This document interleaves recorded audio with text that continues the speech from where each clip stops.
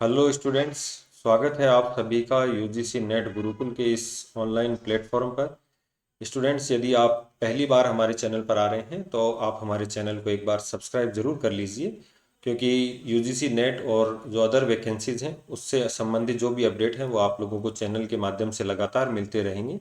और आप हमारा जो ऑफिशियल ऐप है जेआरएफ अड्डा उसको भी डाउनलोड कर लीजिए, ताकि आप अपनी यूजीसी नेट की तैयारी को और भी अच्छा ढंग से कर सकें।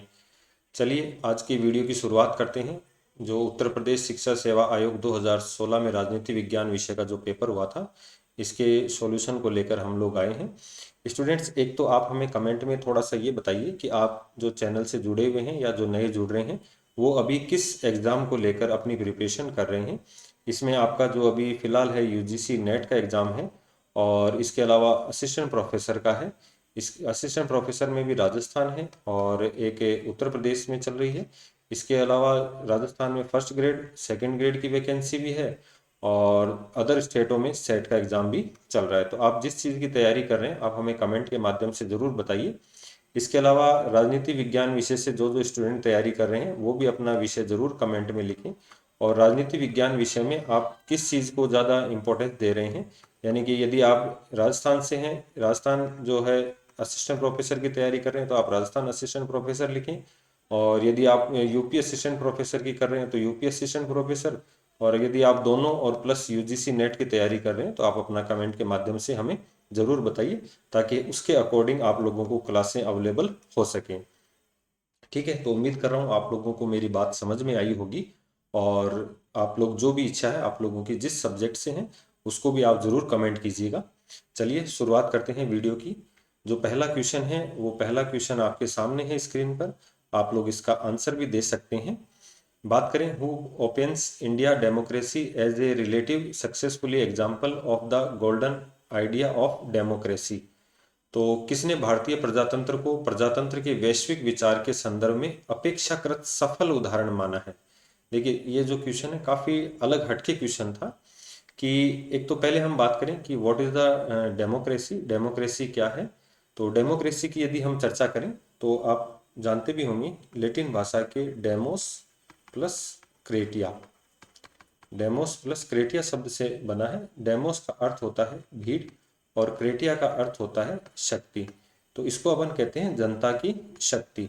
तो इसकी एक परिभाषा भी है अब्राहम लिंकन की।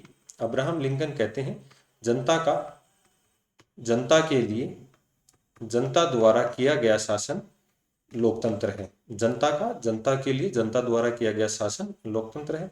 एक सिले है, सिले कहते हैं लोकतंत्र ऐसी शासन व्यवस्था है जिसमें प्रत्येक व्यक्ति शासन के कार्यों में भाग लेता है। सिले ने परिभाषा दी है कि लोकतंत्र ऐसा है जिसमें शासन के कार्यों में प्रत्येक व्यक्ति भाग लेता है। इसके अलावा कई बार लोकतंत्र से संबंधित एक क्वेश्चन पूछा जाता है कि एक तो डायरेक्ट डेमोक्रेसी है और एक इनडायरेक्ट डेमोक्रेसी है। तो what is the direct democracy and what is the indirect democracy. तो डायरेक्ट डेमोक्रेसी का जो बेस्ट उदाहरण है वो स्विट्जरलैंड, स्विट्जरलैंड की, जहां पर जनता सीधे, जो पब्लिक है, पीपल्स है, वो सीधे शासन के कार्यों में अपना पार्टिसिपेट करते हैं। और इनडायरेक्ट डेमोक्रेसी के जैसे ब्रिटेन है, यहाँ पर पाक यूएसए है, भारत है, ये इनडायरेक्ट डेमोक्रेसी के एग्जाम्पल हैं जहां जनता सीधे शासन के कार्यों में भाग नहीं लेकर अपने रिप्रेजेंटेटिव, जो अपने प्रतिनिधि हैं, इनके माध्यम से शासन के कार्यों में पार्टिसिपेट करती है। तो इसने, इस क्वेश्चन की अगर अपन बात करें किसने भारतीय प्रजातंत्र को प्रजातंत्र के वैश्विक विचार के संदर्भ में लोकतंत्र का सफल उदाहरण माना है, तो इसका जो राइट आंसर हो जाएगा वो अतुल कोहली हो जाएगा। राइट आंसर अतुल कोहली हो जाएगा। क्योंकि देखिए, भारत का जो लोकतंत्र है वो विश्व के अन्य देशों की तुलना में सफल है। क्योंकि भारत में जिन परिस्थितियों में लोकतंत्र लागू हुआ था, तो हम अगर बात करें तो उस समय भारत की जो 12 से 15% जो जनसंख्या थी वही पढ़ी लिखी थी। भारत की 12 से 15% जनसंख्या ही एजुकेटेड थी। और ऐसी स्थिति में अपन ने यहाँ पर वोट करवाए, जहाँ पूरा विश्व ये बात कह रहा था कि भारत के अंदर लोकतंत्र कभी सफल नहीं होगा। और आज आज़ादी के लगभग अपन बात करें 75 साल में भी क्या है, ये लोकतंत्र अपना सफल हो चुका है। 75 साल प्लस हो चुके हैं और लोकतंत्र का क्या है, सफल उदाहरण है विश्व वैश्विक विचार के संदर्भ में। चलिए नेक्स्ट क्वेश्चन बात करते हैं कि when was the panchayat extension to the schedule areas act passed by parliament in India.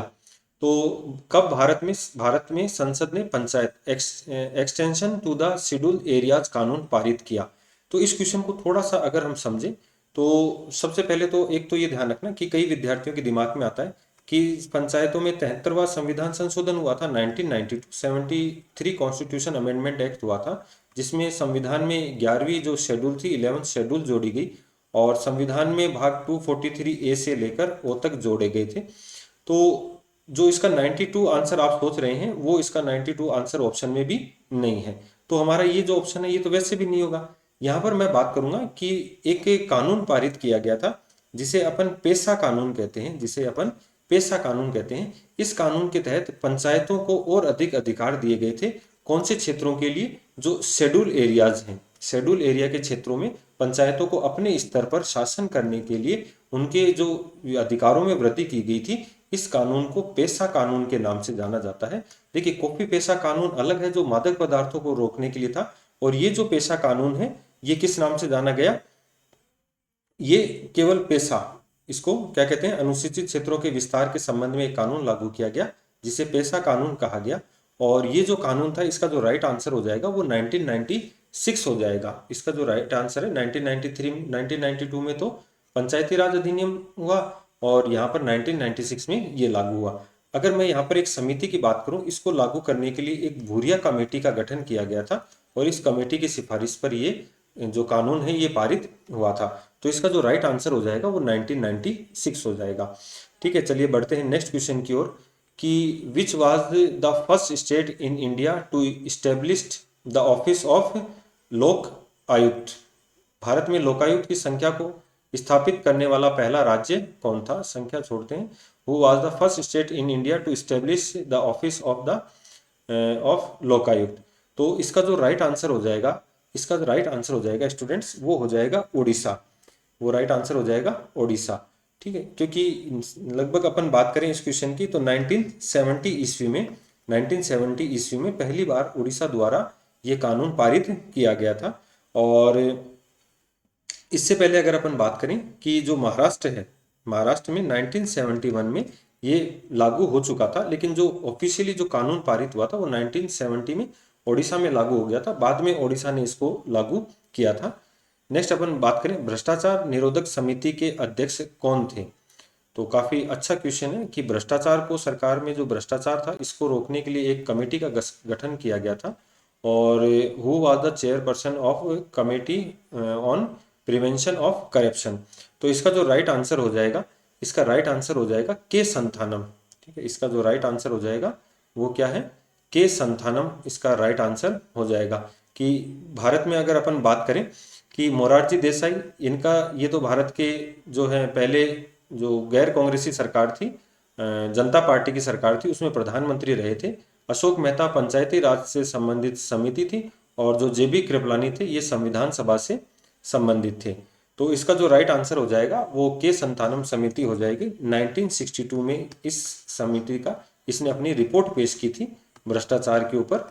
इस कमेटी द्वारा अपनी रिपोर्ट पेश की गई थी के संथानम समिति द्वारा। नेक्स्ट अपन बात करें which one of the following cabinet committees in India is described as super cabinet. तो देखो, एक तो आपने शब्द सुना होगा छाया कैबिनेट। छाया कैबिनेट, तो छाया कैबिनेट तो है ब्रिटिश मंत्रिमंडल की विशेषता, छाया कैबिनेट।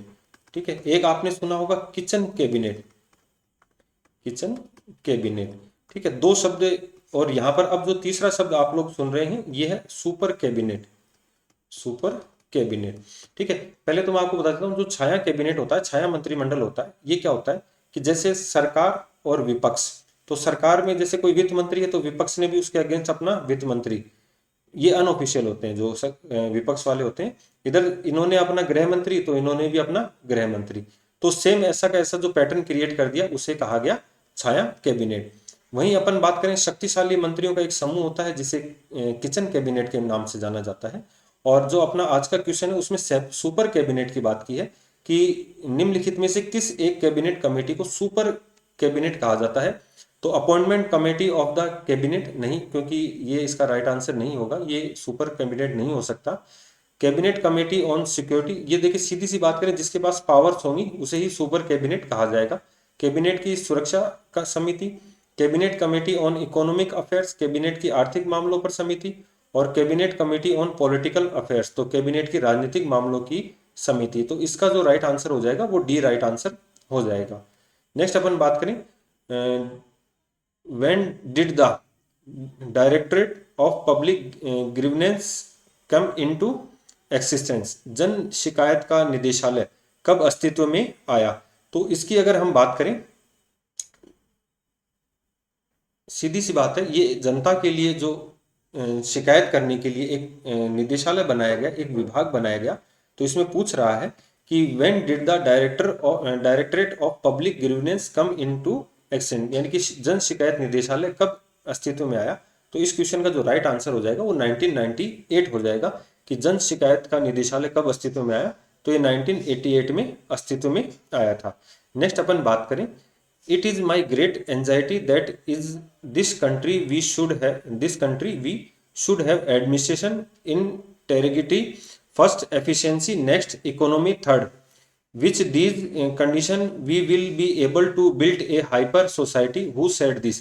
यह मेरे लिए बड़ी चिंता है कि इस देश में सबसे बड़े प्रशासनिक सदाचार, दूसरी दक्षता और तीसरे क्रम में अर्थव्यवस्था हो तो इस वातावरण में हम ज्यादा सुखी समाज का निर्माण कर सकेंगे। यह कथन किसका है? तो पंडित जवाहरलाल नेहरू नहीं, doctor S Radhakrishnan, doctor Sarvepalli Radhakrishnan इसका राइट आंसर हो जाएगा। और डॉक्टर सर्वपल्ली राधाकृष्णन भारत के उपराष्ट्रपति, भारत के पहले उपराष्ट्रपति, और जिनका जो बर्थ जन्मदिन है उसको अपन शिक्षक दिवस के रूप में 5 सितंबर के रूप में सेलिब्रेट करते हैं। तो इनका जो एक डायलॉग था कि it is my great anxiety that is this country we should have administration integrity first, efficiency next, economy third, with this condition we will be able to build a hyper society. तो ये कथन किसका है? ये doctor S Radhakrishnan का है। Next अपन बात करें, सिटीजन चार्टर सर्वप्रथम किस देश में लागू हुआ था?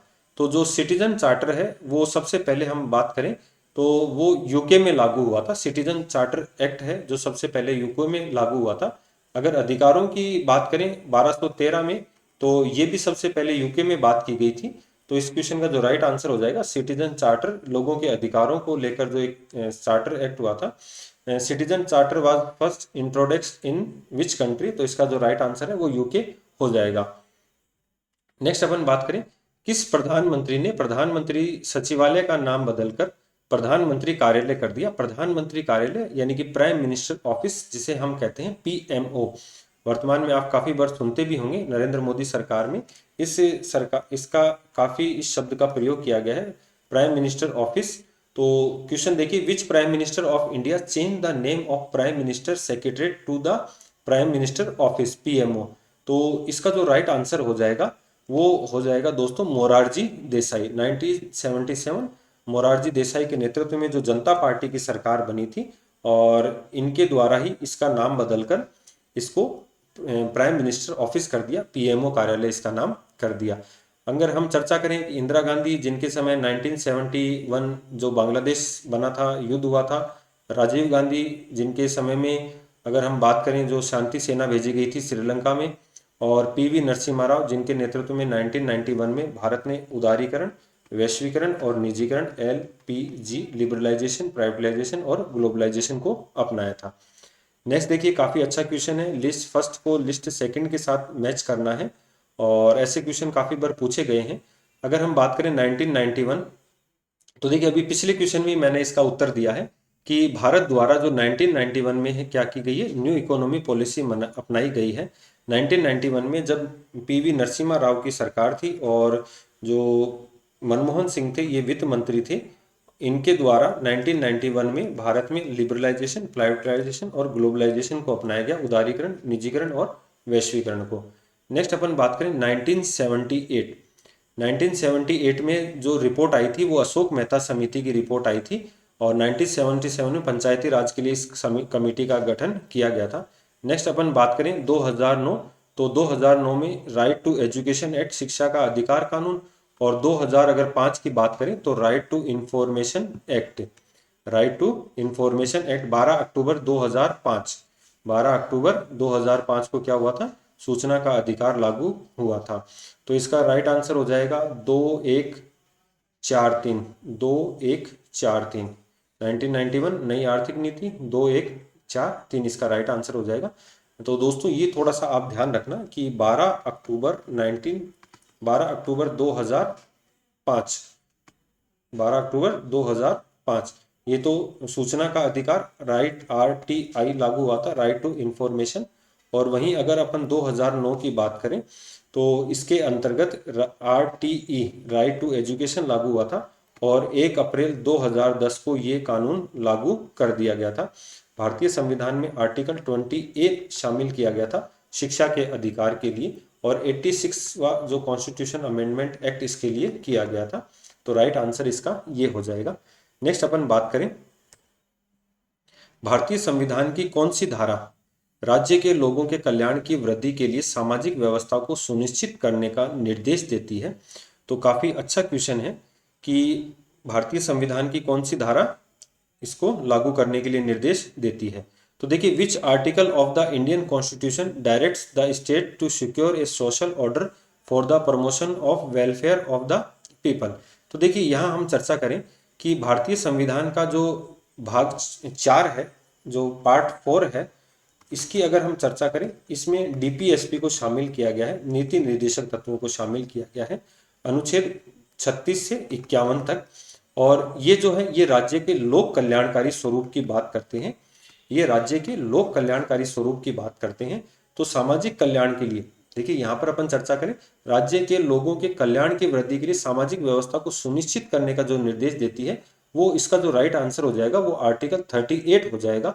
तो आर्टिकल 38 है, ये राज्य का जो कार्य है वो लोक कल्याण में वृद्धि करना है। राज्य का जो प्रमुख कार्य है ये लोक कल्याण में वृद्धि करना है। तो अगर आर्टिकल 36 की बात करें तो इसमें जो है स्टेट की परिभाषा दी गई है। आर्टिकल 37 की अगर बात करें तो जो DPSP हैं ये वाद योग्य नहीं है, अर्थात हम इनके लिए न्यायालय में नहीं जा सकते। तो ये जो है ये आर्टिकल 42 जो नागरिकों को अच्छा जीवन जीने के लिए और प्रसूताओं को जो है कानून वो अवकाश उपलब्ध करवाने से संबंधित है, आर्टिकल 42। ठीक है, तो नेक्स्ट अपन बात करते हैं, इसका जो राइट आंसर हो जाएगा वो C राइट आंसर हो जाएगा। नेक्स्ट अपन बात करें कि जो द्वितीय how many reports the second administration reform commission presented to the government of consideration. द्वितीय प्रशासनिक सुधार आयोग ने सरकार के विचारार्थ कितने रिपोर्ट दिए। तो अगर हम बात करें, जो दूसरा प्रशासनिक सुधार आयोग था ये वीरप्पा मोइली के नेतृत्व में गठित किया गया था और वीरप्पा मोइली ने इसमें बीच में ही इस्तीफा दे दिया था और इनके द्वारा जो रिपोर्ट पेश की गई थी वो 15 रिपोर्ट यहाँ पर पेश की गई थी। कितनी रिपोर्ट पेश की गई थी? 15 रिपोर्ट इसके द्वारा पेश की गई थी। तो इसका जो राइट आंसर हो जाएगा वो 15 हो जाएगा। तो 2009 में इन्होंने अपने पद से त्यागपत्र दे दिया था। नेक्स्ट अपन बात करें 2012 will go down in the history of Indian democracy as defining year, a year in which citizen come centre stage and debunked the old age myth of the silent majority who said this। 2012 भारतीय प्रजातंत्र के इतिहास में परिभाषित करने वाले वर्ष के रूप में जाना जाएगा। यह एक ऐसा वर्ष था जिसमें नागरिक मुख्य केंद्र में आए तथा नागरिक क्या आए? मुख्य केंद्र में आए। तो ये जो कथन है ये किसके द्वारा कहा गया? तो यहाँ पर आप लोगों को जो डायरेक्ट आंसर हो जाएगा वो विनोद राय इसका राइट आंसर हो जाएगा। प्रणब मुखर्जी राइट आंसर नहीं होगा, अन्ना हजारे भी नहीं होगा। अन्ना हजारे जिन्होंने लोकायुक्त के लिए आंदोलन किया, और APJ कलाम जो भारत के वैज्ञानिक भी रहे और भारत के राष्ट्रपति भी रहे। तो ये 2012 भारतीय प्रजातंत्र के इतिहास में परिभाषित करने वाले वर्ष के रूप में जाना जाएगा। विनोद राय, आप थोड़ा सा ध्यान रखना, एक IAS अधिकारी थे, इनके द्वारा ये कथन कहा गया था। और अगर मैं बात करूं इनके लिए तो ये भारत के कैग के रूप में भी कार्य कर चुके हैं, नियंत्रक महालेखा परीक्षक। नेक्स्ट क्वेश्चन की चर्चा करते हैं। When did the government of India decide to separate the audit from the accounts. भारत की सरकार ने कब अंकेक्षण को लेखा से अलग करने का निर्णय लिया था? तो देखिए, अगर हम बात करें कि काफ़ी वीडियोज़ में अपन पहले चर्चा भी कर चुके हैं कि भारतीय संविधान का आर्टिकल 148 से 151 में एक संस्था है, controller and auditor and general, जो भारत में लेखा, जो सरकार के जितने भी व्यय होते हैं उनकी कार्यों की जांच करती है और संसद में अपनी रिपोर्ट पेश करती है। तो इसके अंतर्गत अंतर्गत एक जो था ये ऑडिट डिपार्टमेंट भी था। और अगर हम चर्चा करें तो ये जो 1976 था, इस वर्ष क्या कर दिया गया, भारत सरकार ने अंकेक्षण को लेखा से अलग करने का निर्णय लिया था। नेक्स्ट अपन बात करें, निम्न में से किस विद्वान के नेतृत्व को सर्कुलर रेस्पॉन्स के रूप में विश्लेषित किया? Name the secular who analysed leadership as curricular response. तो इसका जो राइट आंसर हो जाएगा वो डायरेक्ट अपने को ध्यान रखना है, MP folate, miss MP folate. इनके द्वारा क्या किया गया, सर्कुलर रेस्पॉन्स के रूप में विश्लेषित किया गया। Name the scholar who analyse leadership, यानी कि नेतृत्व को किसके रूप में यहाँ पर सर्कुलर रेस्पॉन्स के रूप में जो है वो यहाँ पर परिभाषित किया गया।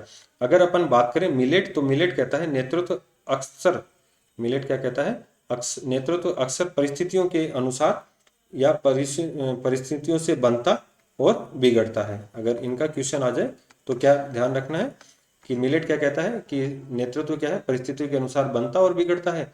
और नेतृत्व को सर्कुलर रेस्पॉन्स के रूप में कौन कहता है, ये मिस MP फोलेट कहती हैं। तो आज के वीडियो में स्टूडेंट्स हम इतना ही पढ़ेंगे। नेक्स्ट वीडियो में हम जो इससे संबंधित क्वेश्चन है, इसके अलावा जो असिस्टेंट प्रोफेसर की और भी वैकेंसियां हैं और नेट से संबंधित जो प्रीवियस ईयर पेपर्स हैं, हम उनको भी सॉल्यूशन लेकर आ रहे हैं। तो आप तैयार हो जाइए पॉलिटिकल साइंस विषय को लेकर। जितने भी PYQs हैं या MCQs हैं वो आप लोगों को, इसके अतिरिक्त हम जो है यहाँ पर टॉपिक वाइज भी आप लोगों के लिए क्वेश्चंस लेकर आएंगे, ताकि आपको एग्जाम में जो आप टॉपिक पढ़ के आते हो उसके अकॉर्डिंग आप अपनी तैयारी को और अधिक मजबूत कर सको। यदि स्टूडेंट्स आप चैनल पर नए हैं तो एक बार आप चैनल को सब्सक्राइब जरूर कर लीजिए और हमारे ऑफिशियल ऐप JRF अड्डा को डाउनलोड कर लीजिए। तो आज की वीडियो में इतना ही, धन्यवाद।